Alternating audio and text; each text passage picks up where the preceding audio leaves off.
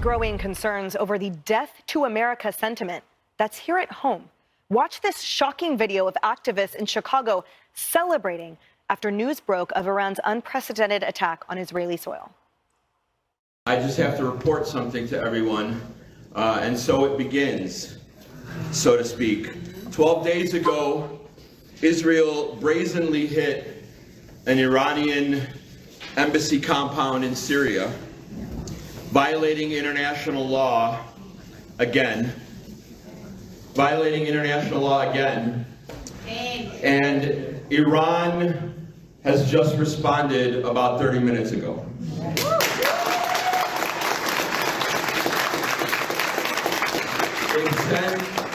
They've sent, and this is from the Iranian Revolutionary Guard directly, they've sent drones and missiles against specific targets in occupied Palestine, Israeli targets in occupied Palestine.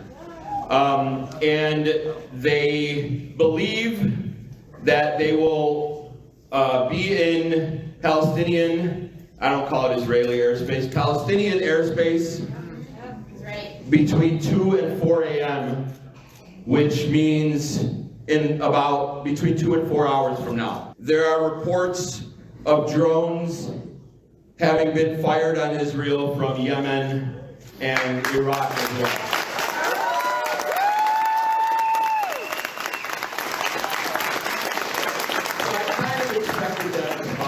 It's our responsibility to stop this country, the United States, from trying to expand this war and from hitting Iran. Hands off Iran! Hands off Iran! Hands off Iran! Hands off Iran! Garrett Tenney is live in Chicago with more details on this disturbing movement. Garrett. Yeah, Emily, this is not just any crowd. This was a group of around 300 people from pro-Palestinian and anti-war groups across the country who came to Chicago to work on plans for disrupting the Democratic National Convention less than 4 months from now. And you saw how the crowd reacted when organizers announced the news of Iran's attacks. But even before that, during a breakout session, one organizer taught attendees how to chant "Death to Israel" in Farsi. And the enthusiastic crowd then took it a step further, calling for chants of death to America. So I'm going to teach you a chant in Persian that you can use if you ever encounter those Zionist freaks. So you're going to say, Marg Bar. Marg Bar. Marg Bar Israel. Marg Bar Israel. Marg Bar Israel. Marg Bar Israel. Marg Bar Israel. Marg Bar Israel. It has two meanings, depending on who's asking. It can mean death to or down with. So can we get a Marg Bar America? We can get a Marg Bar America. Yes, we can. Marg Bar America. Marg Bar America. Marg Bar America. Marg Bar America. Organizers also argued that President Biden is feeling the pressure as a result of their efforts and said they plan to make sure Biden and the entire Democratic Party hears them during the week of the convention. We will all shout the slogan at Genocide Joe and his fellow war criminals and those cowards from within sight and sound of the United Center. From the river to the sea, From the river to the sea, Palestine will be free. Palestine will be free. And following this weekend's conference this morning, we got a bit of a preview of some of what we could see during the convention as pro-Palestinian protesters blocked off the highway entrance to O'Hare International Airport, bringing traffic to a standstill and forcing some passengers to get out and walk along the highway to their terminals just in order to make their flights. Emily?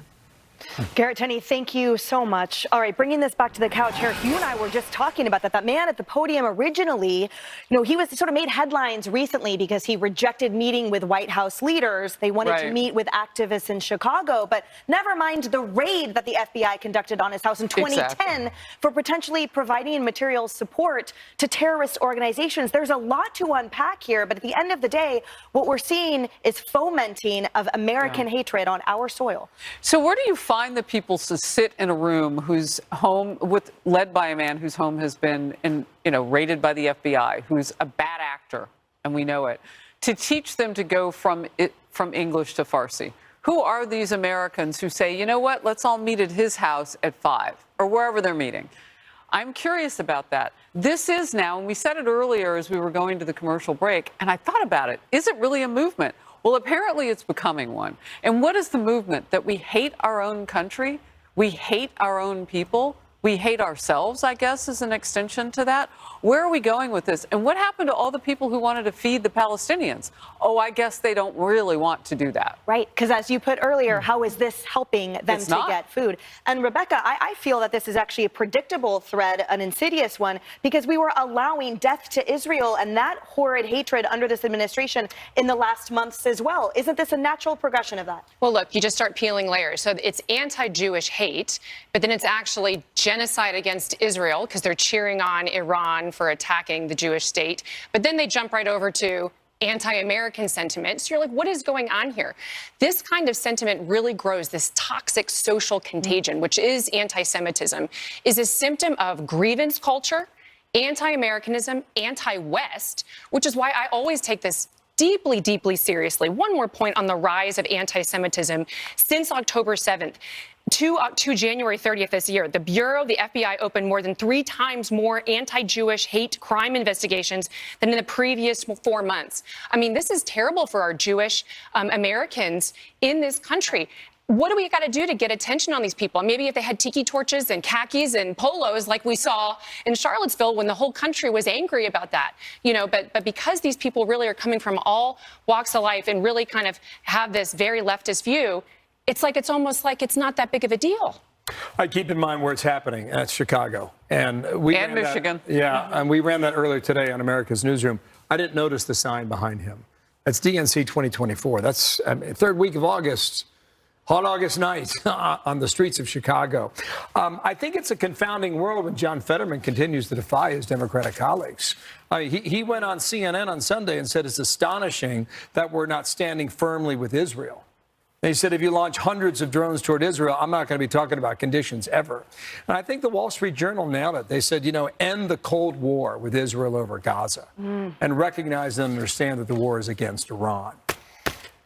There are people in this administration who believe that and think that and will decide that way. I don't know if there are enough, but we'll see. Yeah. Did you notice that the folks in Chicago, the people who were applauding the Iranian attack, they're anti-war protesters? So how funny is it? How quickly does it go when the anti-war ceasefire now crowd starts to applaud violence when it's directed at Israel? So their movement is clearly mislabeled. And then as for this Death to America stuff, I mean, infuriating for obvious reasons and also so dangerous because when you start to see a group of people doing that, that could incite somebody to violence. So you clearly have anti-American sentiment in the United States already. Couple that with the porous border, couple that with the rise of ISIS-K since we left Afghanistan. General Frank McKenzie recently said, believe these terrorist organizations when they say they are going to attack America. That's what Rebecca was saying. Don't underestimate them. They are fueled by hate. They are, and this is, and this is what Congress is debating this, 702 for FISA on can we go after terrorists? And, this is why, because of all the things you just mentioned. We're outnumbered in just a moment.